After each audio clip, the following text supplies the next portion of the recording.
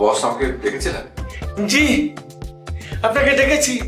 নিশ্চয়ই কোনো অপরাধ করিনি। কাজে ব্যস্ত ছিলেন? বসেন বসেন। জি প্লিজ বসেন।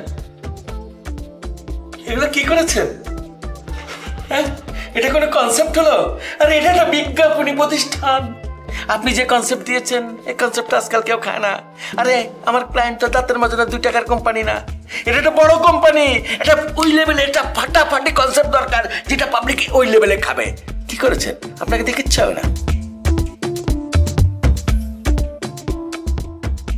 জি বস, মানে দর্শক খায় এরকম কনসেপ্টে আমি রেডি করে নিয়ে আসবো বস।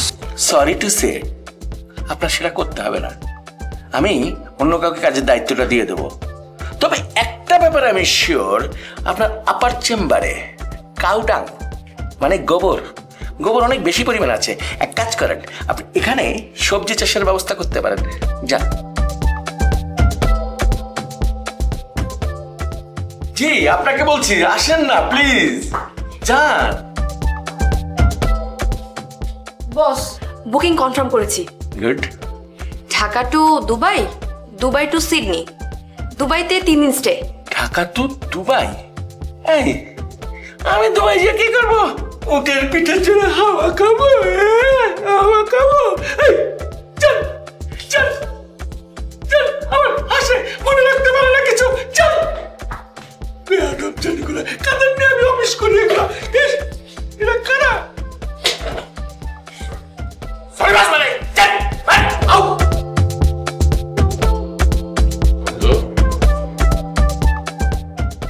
হাত থেকে ওগুলো সরানো গেল না তাহলে? কেন, এটা খুলে ফেলে কি আমার গ্ল্যামার বেড়ে যাবে বাবা? না, গ্ল্যামার বাড়বে না, রেপুটেশন বাড়বে।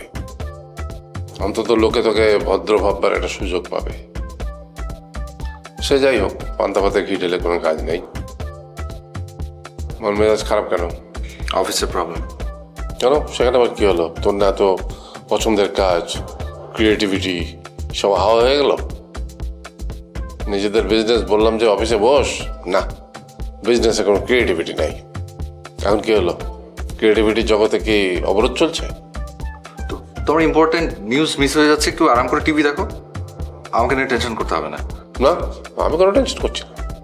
আমি তো জানি তোকে দিয়ে কিচ্ছু হবে না। শুধু দেখতে চাচ্ছি যে ক্রিয়েটিভিটি কতদিন থাকে। তবে একটা কথা শোন, গাধা কিন্তু শেষ পর্যন্ত জল খায়, একটু গলা করে খায়।